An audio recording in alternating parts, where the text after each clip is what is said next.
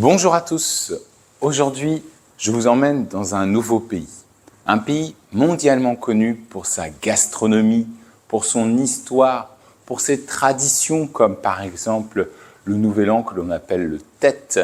Un pays qui est le premier producteur mondial de poivre noir, un pays aussi du café, effectivement, après le géant brésilien, ce pays est le deuxième producteur de café au monde. Un pays où les habitants disent descendre de dragons. Un pays aussi où on a le plus grand tunnel construit par les hommes, ça a été pendant l'époque contemporaine. Enfin, un pays où on a découvert très récemment la plus grande grotte au monde. Eh bien, ce pays que nous allons découvrir aujourd'hui, c'est le Vietnam. Et si cela vous intéresse, je vous invite à regarder le reste de la vidéo.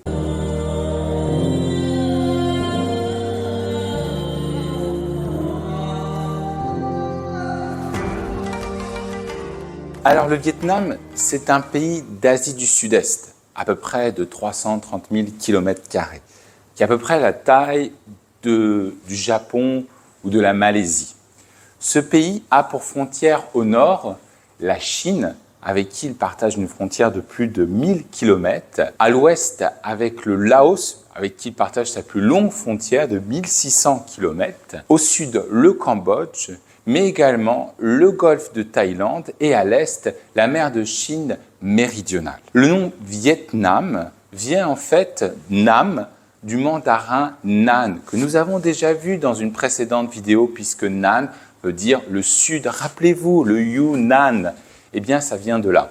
Et le mot Viet, il s'agirait d'une déformation de mot Yue, et les Yue, en fait, désignaient les Chinois du Sud. Donc, Vietnam veut dire les Chinois du Sud méridionaux ou du Sud. Alors, regardons de plus près le relief. Eh bien, l'altitude moyenne du Vietnam est de 398 mètres, mais effectivement, cela cache de fortes disparités. En effet, au nord, vous avez ce qu'on appelle la chaîne des Hoang Lien, qui est en fait l'extrémité sud-est de l'Himalaya.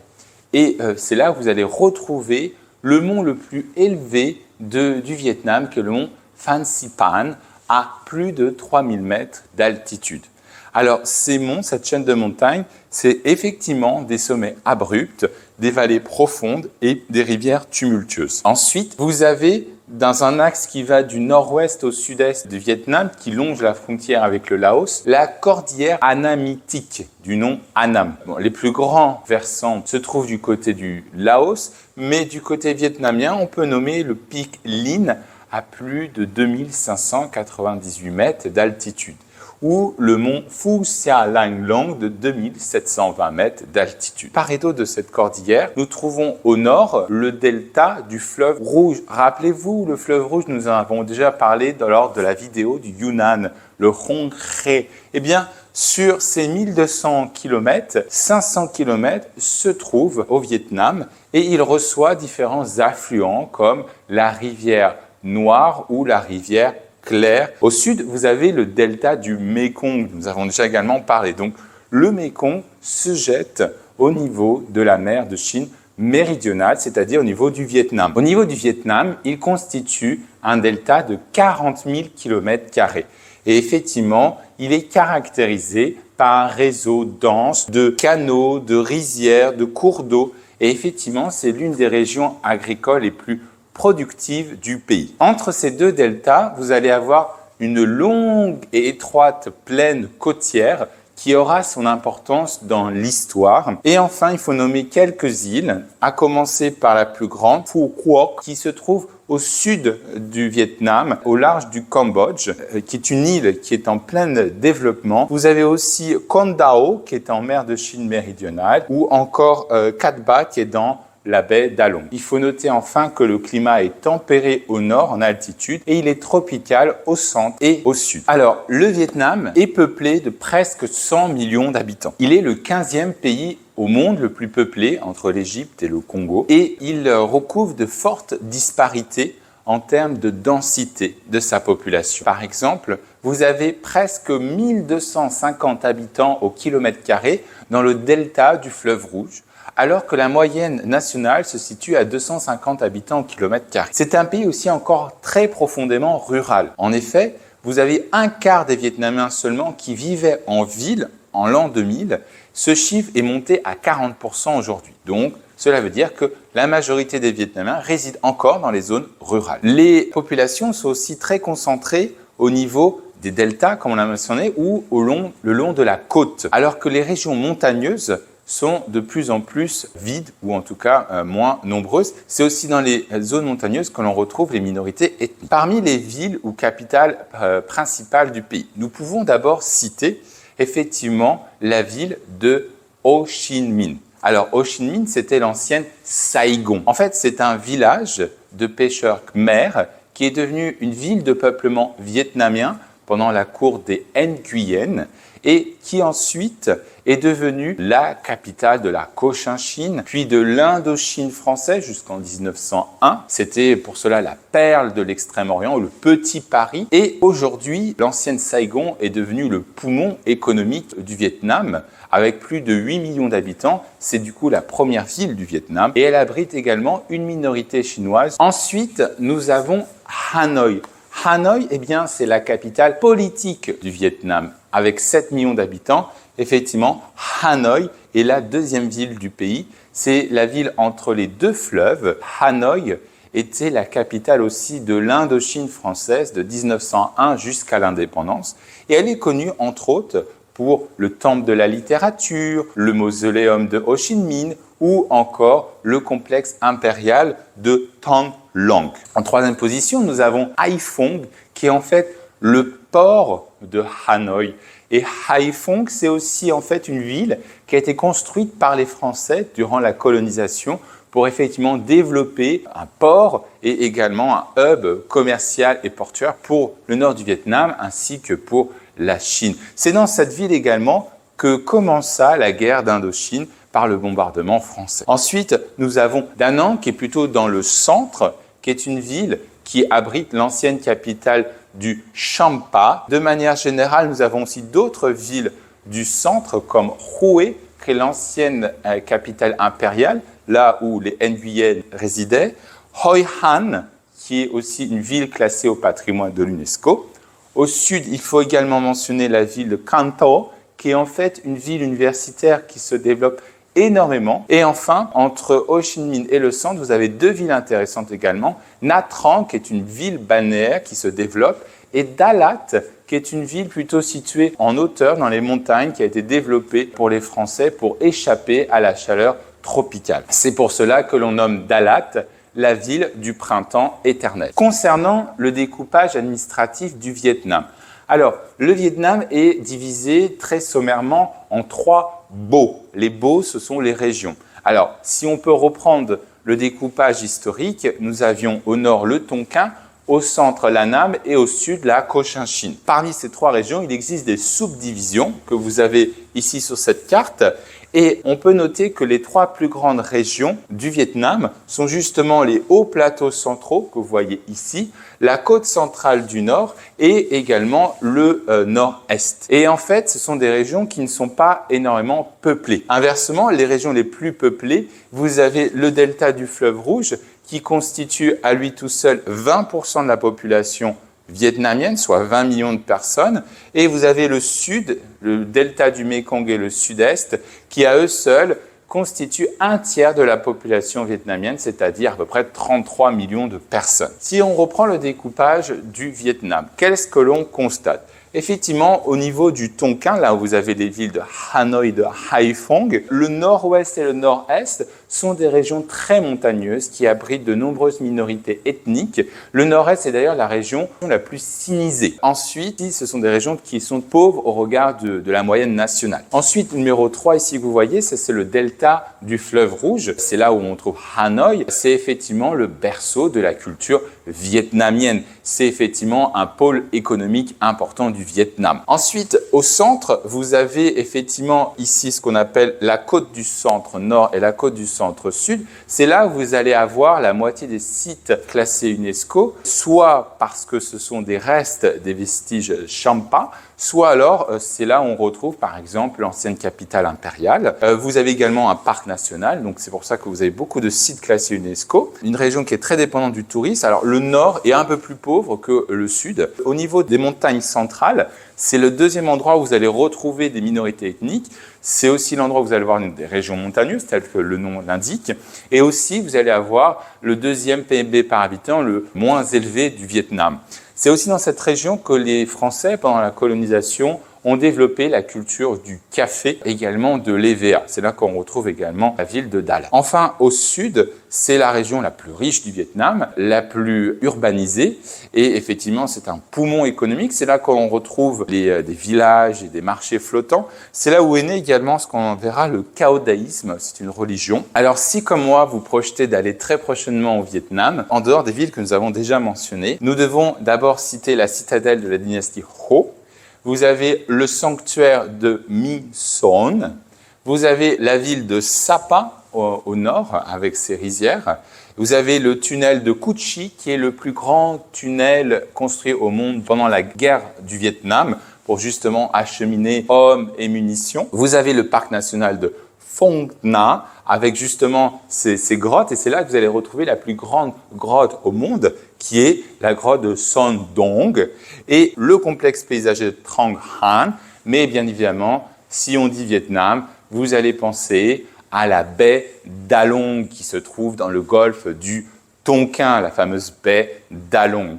Voilà. La langue officielle du Vietnam, eh bien, c'est le vietnamien. Alors, le vietnamien, c'est une langue austro-asiatique, c'est-à-dire que c'est une des langues autochtones de la péninsule indo-chinoise. Le vietnamien est donc, dans sa famille austro-asiatique, très proche, notamment du khmer, qui est la langue officielle du Cambodge. Mais nous allons en parler plus précisément dans une vidéo sur le Cambodge. Le vietnamien est parlé par plus de 83% des citoyens vietnamiens au Vietnam et comme langue seconde par les minorités, les Viet ou les Kinh.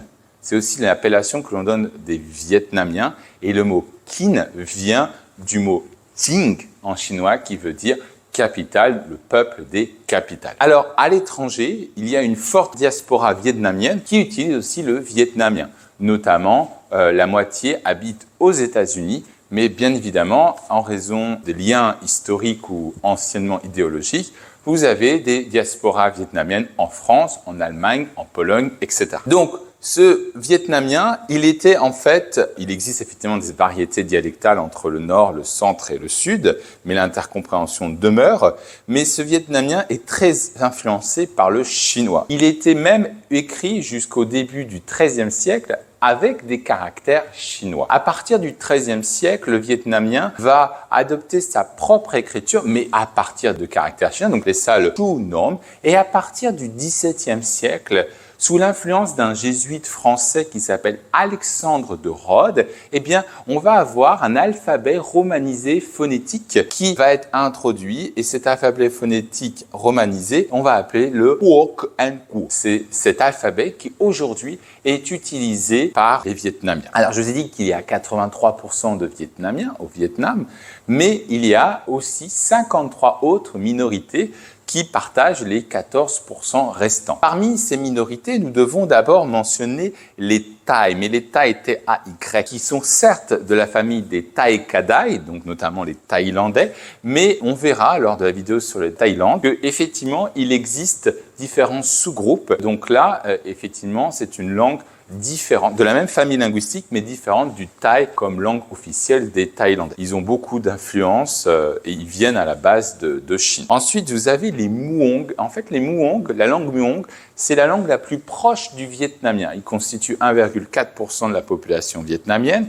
Et en fait, jusqu'à l'an 1000, le Muong et le vietnamien étaient la même langue. Et ensuite, elles ont évolué. Les Muong sont restés dans les zones montagneuses, tandis que les Vietnamiens sont allés dans les deltas et se sont mélangés à d'autres populations. Enfin, vous avez les Khmer, qui est la langue officielle du Cambodge. Nous en parlerons dans la vidéo sur le Cambodge. Et les Hmong blancs, c'est pas un stylo. Ce sont en fait des ethnies qui viennent de Chine. Ce sont les fameux Miao dont nous avons parlé justement sur la vidéo du Guizhou et du Guanxi. Enfin, nous avons les Chinois qui sont catégorisés comme locuteurs mandarins et locuteurs cantonais et qui constituent presque 2% de la population. Alors, comment on est arrivé à cette situation? Bien évidemment, c'est l'histoire qui va nous l'expliquer. À l'origine, au début, au Paléolithique, on a retrouvé en fait des traces de peuples australoïdes, donc c'est-à-dire les ancêtres des aborigènes, mais également de mélanésiens, c'est-à-dire des ancêtres des Papous, et aussi d'indonésiens qui ont habité le territoire actuel du Vietnam. Et au néolithique,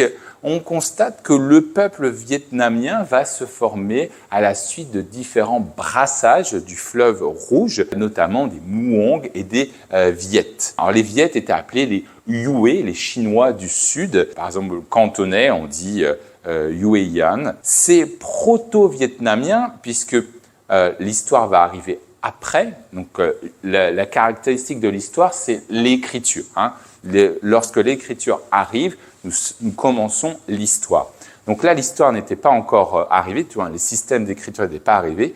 Et donc, les proto-vietnamiens maîtrisaient parfaitement, par exemple, la culture du riz, puisque effectivement, ils pouvaient avoir 2 récoltes par an. Et puis, les archéologues ont trouvé effectivement la culture de Dong Sond. C'était un peuple qui maîtrisait très bien le bronze. On a aussi découvert la culture de San Huin, qui est en fait un peu plus au sud que la culture de Dong Son, qui est en fait les proto-Cham, on en parlerons plus tard. Alors, les historiens vietnamiens considèrent que, effectivement, l'histoire commence avec le général chinois Zhao Tuo. Certains disent que non, puisqu'il est chinois, d'autres disent qu'il a été assimilé. Et quoi qu'il en soit, ce général Zhao Tuo va effectivement fonder le royaume des Nam Viet ou des Nam Yue, dont nous avons parlé lors de la vidéo sur le Yunnan, en 254, et il va conquérir le nord du Vietnam en moins 179. Mais effectivement,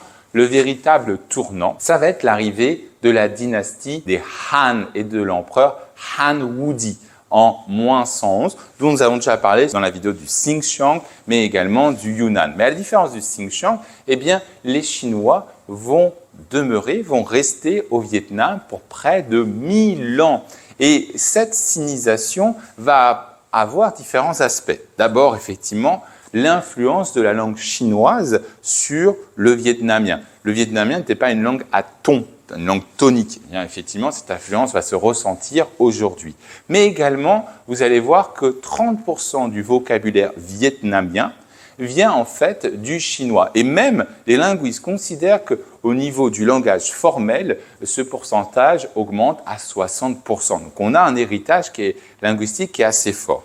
Au niveau des religions, on constate que le confucianisme, le taoïsme et également le bouddhisme se sont implantés au Vietnam à partir de la domination chinoise. Alors les Chinois ont également construit des routes, des voies navigables, des canaux pour justement acheminer hommes et munitions pour contrôler le nord du Vietnam et aussi le centre. Enfin, vous avez aussi l'introduction de techniques agricoles qui étaient encore méconnues dans le nord du Vietnam grâce aux Chinois, notamment l'introduction de la charrue métallique ou alors des animaux de trait comme le buffle, mais également et surtout des techniques administratives, bureaucratiques. Mais effectivement, cette domination chinoise ne va pas se faire sans heurts. Au contraire, il y a eu un certain nombre de résistances. Par exemple, le royaume du Champa va réussir dès 192 à devenir indépendant. Pour le nord du Vietnam, effectivement, vous pouvez avoir parfois un effondrement du pouvoir central chinois, mais effectivement, il va revenir. Donc, de manière générale, sur ces 1000 ans,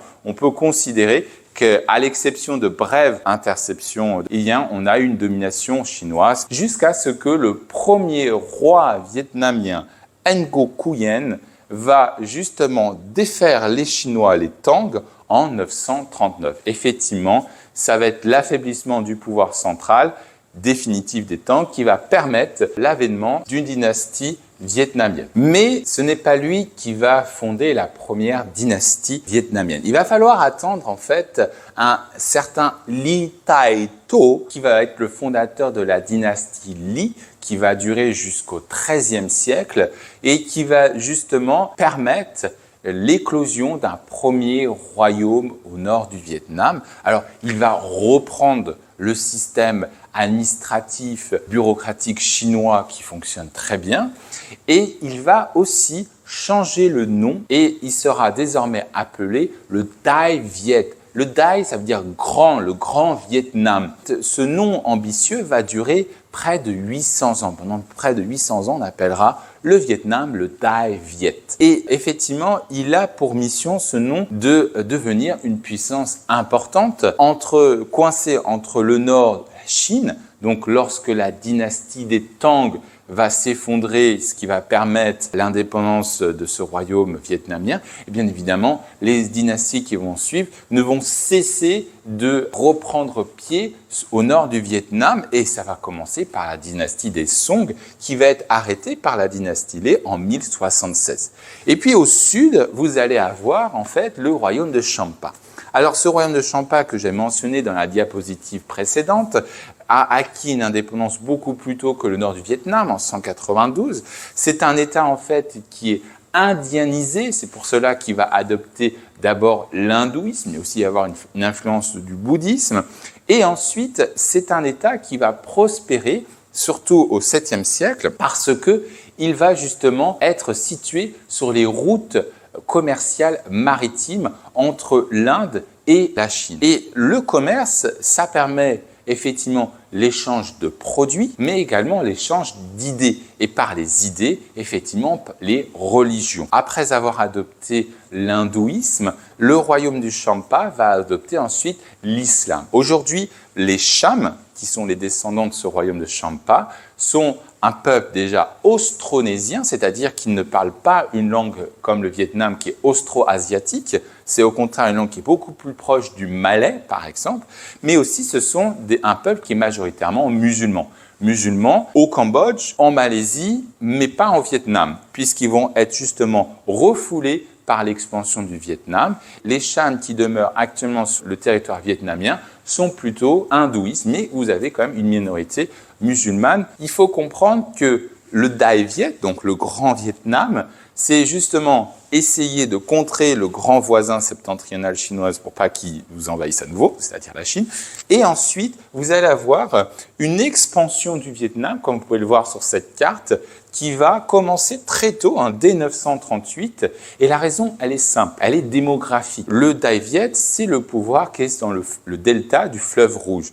Et vous voyez qu'aujourd'hui, c'est la région la plus dense du Vietnam. Et ça l'a toujours été, en fait. Donc, en fait, pour décompresser cette pression démographique pressante, eh bien, le roi du Dai Viet va s'étendre aux dépens de son voisin septentrional, le Champa, pour redistribuer des terres aux paysans et ainsi éviter d'être renversé. Et donc, c'est comme ça qu'il faut comprendre l'expansion du Vietnam vers le sud qui va continuer durant la dynastie Lý, mais durant les autres dynasties. Alors justement, après les Lý, vous allez avoir les Tran, qui est en fait une révolution de palais qui a lieu vers 1225. Le dernier empereur Lý va être renversé par un général, un ministre, et les Tran vont demeurer jusqu'à l'invasion mongole, des Yuan. Vous voyez, toujours une invasion chinoise.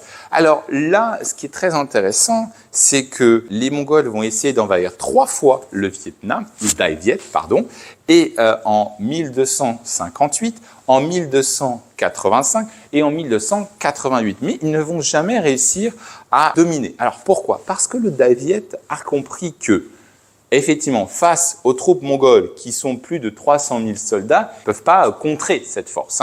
Donc, ils vont jouer sur les points faibles de l'armée mongole. Premièrement, ne pas livrer bataille en pleine race campagne, sinon ils vont être démontés très rapidement. Deuxièmement, utiliser le relief qui est accidenté, par exemple, effectivement, les montagnes. Troisième, mener une guérilla. Quatrième, très intelligent, ils vont passer une alliance avec le royaume de Champa, où ils étaient en train de grignoter le royaume de Champa, mais les dirigeants du royaume de Champa ont eu l'intelligence, la maturité de comprendre que au-delà du Dai Viet, il existe un plus grand danger que sont les Mongols. Et donc du coup, par 3 fois, les troupes mongoles vont être sévèrement battues et les Mongols ne vont jamais réussir à conquérir le Dai Viet.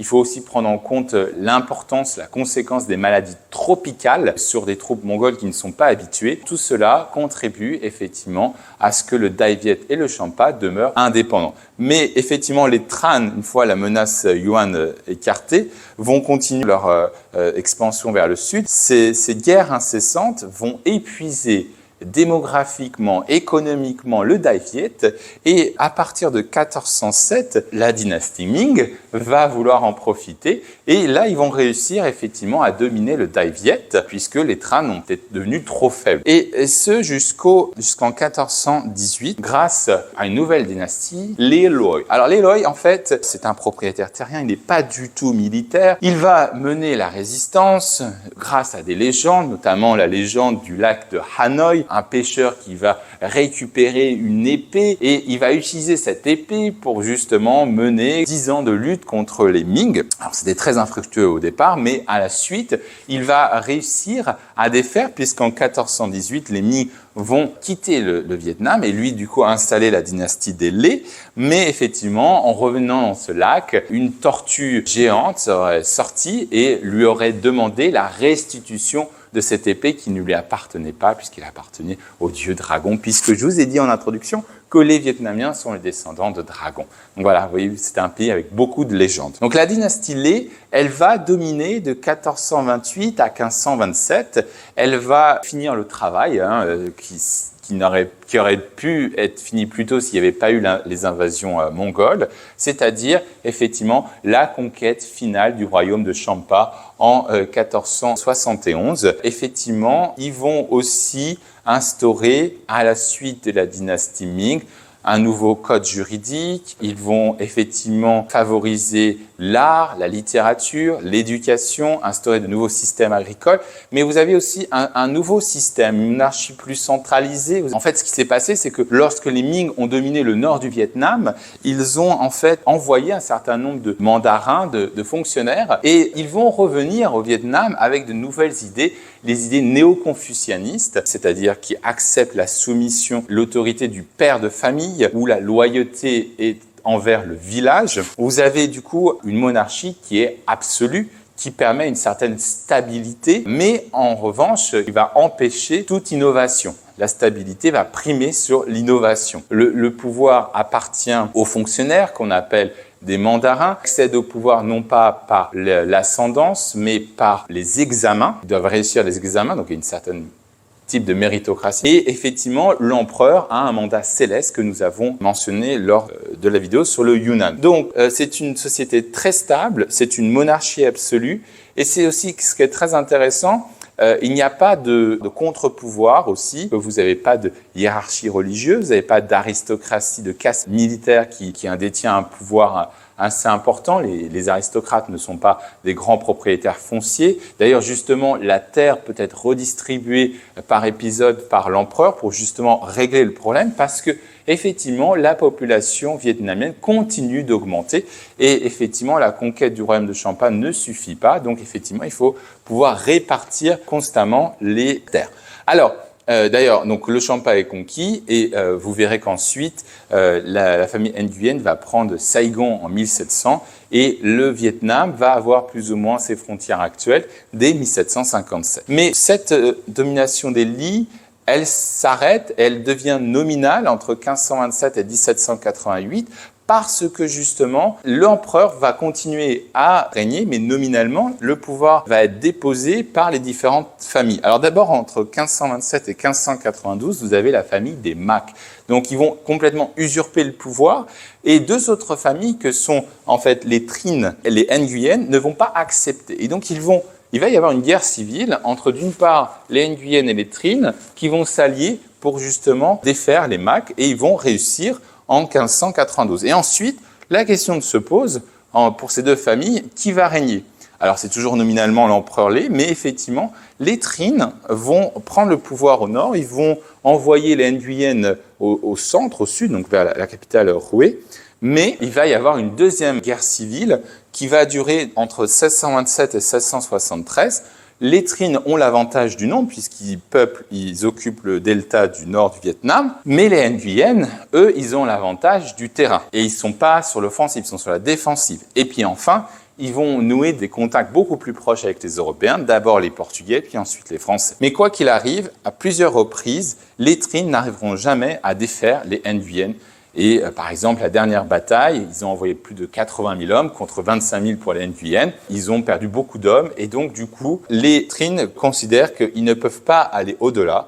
Et donc du coup, vous allez avoir ensuite une paix entre les deux familles qui va durer 100 ans, de 1673 à 1777. Les Nguyen, ils vont prendre Saigon, ils vont du coup continuer à s'agrandir vers le sud, mais les Nguyen, ils vont être renversés par ce qu'on appelle les Tai Son. Ce sont trois frères qui viennent d'un village qu'on appelle les Tai Son, et ils vont renverser les Nguyen, vont massacrer toute la famille, sauf Nguyen Han qui s'échappe. Ensuite, ils vont battre les Trinh au nord pendant 10 ans, et donc les Tai Son vont dominer le Vietnam, sauf que Nguyen Han n'accepte pas. Il va passer un accord avec les Français, et c'est cet accord qui va permettre à Nguyen Han de reprendre le pouvoir et de unifier enfin le Vietnam après 10 ans en 1802. Alors c'est pour cela qu'aujourd'hui, 40% des Vietnamiens ont le patronyme de Nguyen puisque c'est la famille régnante. On va voir que les Français ont aidé, mais effectivement l'accord c'était que les Vietnamiens et Nguyen favorisent le catholicisme. L'empereur Nguyen était complètement défavorable au catholicisme parce que l'Église catholique considérait le culte des ancêtres, qui est important dans leur région confucianiste, comme de l'idolâtrie. Au lieu d'avoir une promotion du catholicisme, on va plutôt avoir des persécutions menées contre les minorités catholiques, qui vont continuer sous la dynastie des Ming-Mang. Et donc du coup, au milieu du XIXe siècle, sous la pression à la fois des missionnaires français catholiques d'une part, mais aussi des intérêts capitalistes, Napoléon va envahir la Cochinchine et il va en faire une colonie, c'est important, au traité de Saigon de 1862. Et puis ensuite, le reste, le Tonkin et l'Annam en 1883, ça sera un protectorat. Alors, la raison de l'invasion, c'est d'abord, si on peut embêter les Anglais, on va le faire. C'est ce que pensent les Français. Effectivement, on est dans une motion capitaliste, dans une exploitation de la colonie vers la métropole. Il y a de nombreuses richesses. Les richesses de l'Indochine, ça va être le riz, le charbon, l'EVA, entre autres. Ces richesses vont être exploitées. L'un des bilans positifs de cette période, c'est effectivement qu'on va observer un quadruplement de la surface cultivable de l'Indochine. On va avoir de nouvelles techniques agricoles. Mais effectivement, ça va se faire aux dépens du Vietnam. C'est en faveur de la métropole. Il n'y aura pas d'industrie de masse au Vietnam, puisque les matières premières vont être exportées en métropole, et ensuite l'Indochine va fournir justement de débouchés pour les matières industrielles françaises. Et puis on observe également, et c'est ça qui est quand même incroyable, c'est que même si on va augmenter la production, notamment la production de riz, on observe une sous-nutrition, une malnutrition de la population vietnamienne. C'est-à-dire qu'en fait, même si la production de riz augmente, elle n'est pas destinée à la population locale, elle est destinée à l'exportation. On voit en 1939, si on fait le bilan de la période coloniale, que l'accès aux services de santé empire de plus en plus, puisque en fait, la France avait une mission civilisatrice. Là, on ne le voit pas, puisque justement, il y a une baisse aux accès de services de santé. 10% des propriétaires fonciers détiennent la moitié des surfaces agricoles. On constate qu'il y a 80% d'analphabètes, alors que ce taux était beaucoup plus bas auparavant. Et donc tout cela fait que vous allez avoir une résistance, vous allez avoir effectivement le capitalisme est associé aux colons. Et c'est ainsi qu'un certain Ho Chi Minh va fonder en 1925 le Parti communiste indo-chinois. Et effectivement, en 1941, il va fonder une alliance nationaliste qu'on appelle les Viet Minh. Et pourtant, vous voyez que cette période de tension, d'incompréhension, qui est notée par le Parti communiste, il est aussi constaté par l'adoption, l'avènement de nouvelles religions, comme le caodaïsme, qui est une influence de différents courants religieux, ou le Hoa Hao. Alors, effectivement, pendant la Seconde Guerre mondiale, l'Indochine est occupée par les Japonais, le régime de Vichy va collaborer avec les Japonais, mais effectivement, à la fin, les Japonais vont aider le Viet Minh à se déclarer indépendant, et donc du coup, Ho Chi Minh va en profiter le 2 septembre 1945. En mars 1946, vous allez avoir les accords entre Ho Chi Minh et Saint-Denis. Alors, en fait, qu'est-ce que c'est? Ho Chi Minh veut l'indépendance de son pays. La France, elle sort complètement fatiguée, détruite de la Seconde Guerre mondiale. Son objectif, c'est de se réimplanter en Indochine. En aucun cas, elle veut l'indépendance, mais elle a besoin de temps pour se reconstruire et d'acheminer les hommes. Donc finalement, elle signe cet accord pour juste gagner du temps.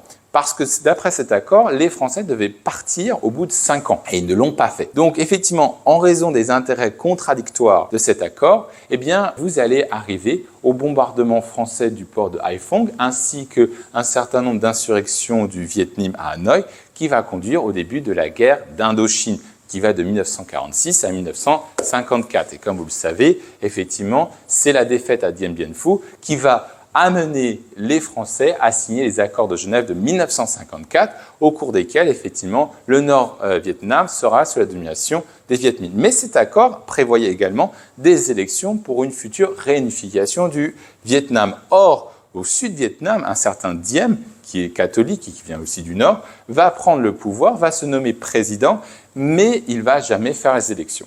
Alors, il va être tué lors d'un coup d'État parce que justement, il n'arrive pas à faire face aux Viet Minh et les généraux qui l'ont succédé non plus. Et donc du coup, eh bien, on va avoir une ingérence américaine de plus en plus forte, militairement et économiquement, notamment le président américain Lyndon B. Johnson, qui va justement ordonner le bombardement du Nord-Vietnam, va envoyer de telle sorte qu'en 1968, il y a plus de 500 000 soldats américains pour stopper l'avancée Viet Minh et aussi stopper l'avancée communiste, avec plus de 600 000 soldats sud-vietnamien. Mais en janvier 1968, il va y avoir ce qu'on appelle l'offensive du Tet, qui est effectivement une offensive conduite par le Viet Minh et qui sera effectuée dans de nombreuses villes du Vietnam Sud. Et effectivement, l'usure de la guerre, le fait que le Viet Minh, depuis 1949, a le soutien de la Chine communiste, fait que l'opinion publique américaine se détache et commence à demander la paix. Et cette paix va arriver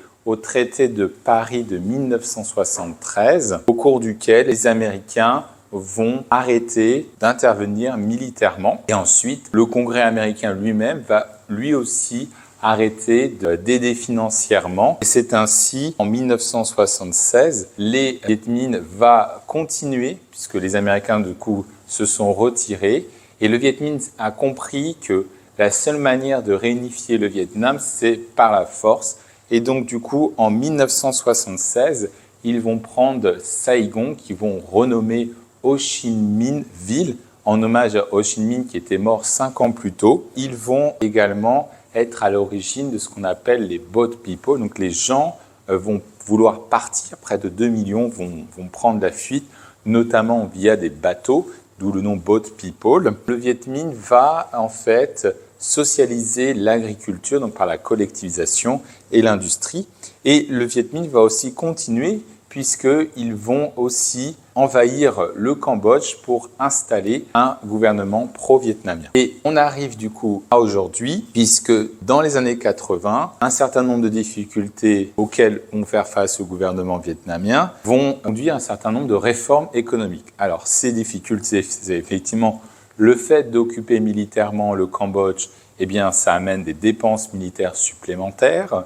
Le fait de vouloir transformer le Vietnam Sud dans une économie socialiste, eh bien, il va y avoir effectivement un certain nombre de défis et ça va aussi avoir un coût humain et financier. Pensez notamment le départ des boat people, c'est aussi le départ d'une main-d'œuvre qualifiée, d'un savoir-faire. Et également, l'occupation du Cambodge va conduire la Chine en réaction à mener un certain nombre de guerres sur le nord. Donc du coup, le Vietnam se retrouve à la fois à occuper le Cambodge, mais aussi à faire face aux pressions de la Chine communiste au nord. Et aussi, il faut noter que le seul soutien financier du Vietnam, ça va être l'URSS. Et effectivement, à partir des années 80, l'URSS elle-même rencontre un certain nombre de difficultés et donc du coup est amenée à moins aider le Vietnam. Et donc du coup, on arrive dans les années 80 avec un pro-réformateur qui s'appelle Nguyen Van Linh, qui va réformer l'économie vietnamienne dans les années 80. Ils vont également décider donc, de libéraliser le commerce, d'attirer les investissements étrangers, de se retirer également dans les années 80 du Cambodge, ce qui va permettre de normaliser les relations avec la Chine, et également de signer un accord de commerce avec les États-Unis qui va aussi normaliser les relations entre les deux pays. Et donc, du coup, on arrive à aujourd'hui, puisque le Vietnam est une république unitaire, donc vous avez un président qui peut être élu pour 3 mandats de 5 ans maximum, qui est choisi un vice-président qui est là cas où le président doit décéder ou partir. Vous avez une Assemblée nationale, donc c'est une chambre, donc c'est un système monocaméral avec un Premier ministre. Donc vous avez effectivement parfois ce qui ressemble beaucoup au système constitutionnel français et parfois au système américain, notamment le vice-président. Et à chaque échelon, vous avez le Parti communiste vietnamien qui est à l'origine de la Constitution. Aujourd'hui, le secrétaire du Parti communiste vietnamien, c'est Nguyen Phu Trong. Et le Vietnam va adhérer à un certain nombre d'organisations internationales. D'abord l'ASEAN, donc c'est-à-dire ce qui regroupe tous les pays d'Asie du Sud-Est en 1995. L'OIF, on ne l'a pas mentionné, mais près de 700 000 Vietnamiens sont francophones en raison de l'héritage colonial. L'APEC, c'est Asian Pacific Economic Cooperation, donc c'est avec les pays d'Asie et d'Amérique qui ont une façade maritime avec le Pacifique, et l'OMC, l'Organisation mondiale du commerce. Alors, au niveau de l'économie, on constate effectivement que la croissance du Vietnam est assez forte, puisqu'on a vu les réformes économiques ont été élaborées dans les années 80. Au niveau des 90, donc, on va observer un rattrapage. À la fin des années 90, vous avez la crise asiatique, et donc du coup, on voit qu'au début des années 2000, une croissance qui s'échelonne entre 2,8 à 7,4. Donc c'est une croissance très forte, et même la crise de 2008 a peu impacté l'économie vietnamienne. Le vrai impact, ça va être effectivement le Covid, mais vous voyez qu'en 2021, la croissance est à 8% et en 2022 à 5,5%. Le Vietnam demeure le troisième exportateur de riz au monde, le deuxième producteur de café et le premier producteur de poivre. Le PIB du Vietnam, en 2000, est passé de 30 milliards à peu près à 408 milliards. Donc c'est une énorme augmentation. Mais effectivement, c'est une économie qui rattrape son retard. Ensuite, au niveau des PNB par habitant, vous avez effectivement un PNB qui va de 400 $ en 2000 et aujourd'hui qui est à 4000 $. Donc il a décuplé. Aujourd'hui, le Vietnam est un nouveau pays industrialisé de troisième génération, puisque effectivement les réformes ont été effectuées plus tard. C'est aussi un pays qui dépend énormément du transfert de fonds. Effectivement, il y a une forte diaspora vietnamienne qui envoie de l'argent au pays et qui contribue entre 6 à 7% du PIB vietnamien. 6 à 7%, c'est l'équivalent du tourisme en France. Et effectivement, vous avez aussi le tourisme qui joue un rôle important, qui se développe de plus en plus. La monnaie utilisée au Vietnam est le dong. Concernant l'activité du Vietnam, ça reste un pays encore rural, on a vu, donc on a une prédominance de l'agriculture. 12% du secteur de l'activité du Vietnam est consacré à l'agriculture. Vous avez 39% qui est consacré au secteur secondaire, c'est-à-dire la transformation des produits primaires en produits secondaires.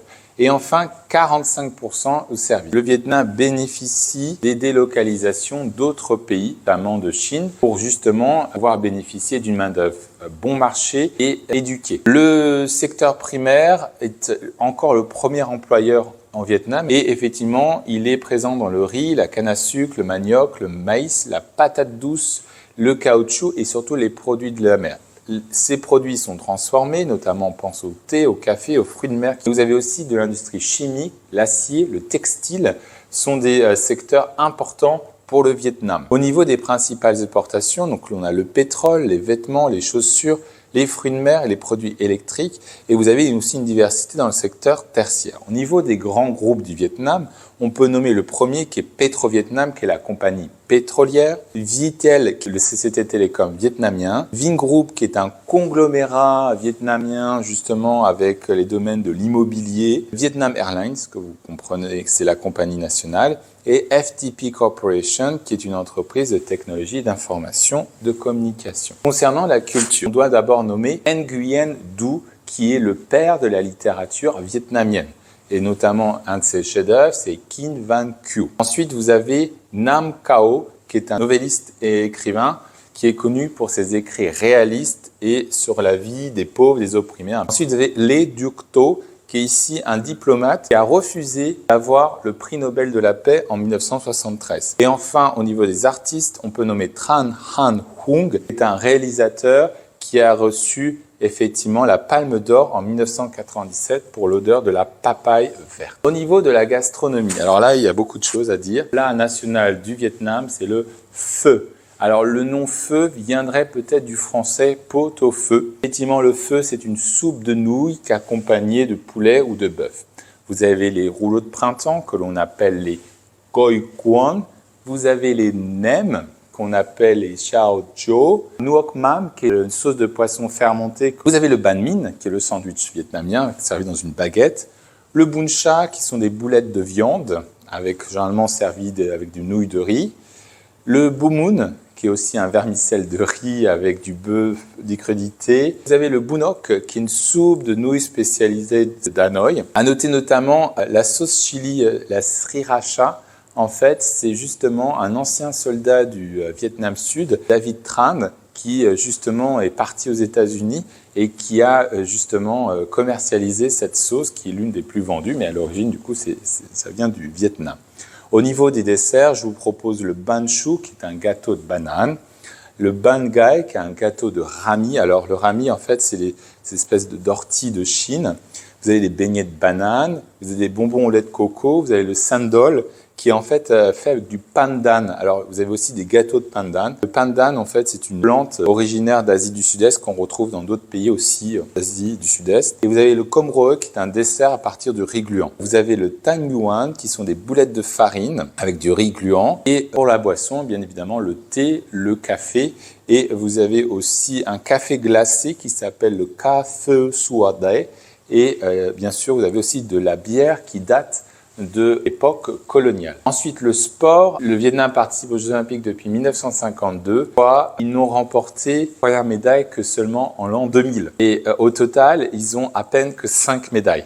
Alors, 2 ont été remportées par ce monsieur qui est Hoang Xuan Vinh au tir, donc, dont une médaille d'or. Vous avez le couple ici pour le badminton, donc Nguyen Thien Minh, Vu Thi Trang. Et enfin, vous avez Tran Huong Ngan, qui est une taekwondoïste vietnamienne et qui a remporté aussi une autre médaille d'or aux Jeux d'été de 2016. Alors, pour finir, quels sont les défis du Vietnam? Alors, les défis d'abord sont géopolitiques et notamment la zone économique du Vietnam qui est dans la mer de Chine méridionale et qui, effectivement, conduit à un certain nombre de conflits entre le Vietnam et la Chine. Également, il faut noter que les 2/3 du territoire vietnamien, on l'a dit, est occupé par les minorités ethniques qui ne constituent que 15%. Donc, effectivement, la gestion des minorités ethniques sur un espace stratégique est importante. Ensuite, le défi démographique. Vous avez une urbanisation très rapide. On a dit que le Vietnam était une population avec 25% de ruraux qui passe à 40% et ce taux augmente. Comment est aménagé l'espace urbain au niveau du logement? Et puis on a aussi un vieillissement très rapide de la population. Au niveau du défi économique, on voit que le PIB a énormément augmenté, mais est-ce que cette croissance bénéficie à tout le monde?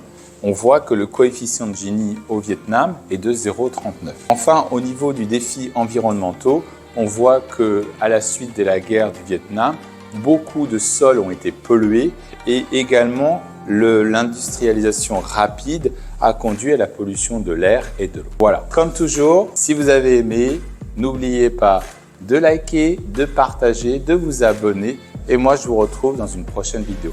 Merci à tous et à très bientôt. Au revoir.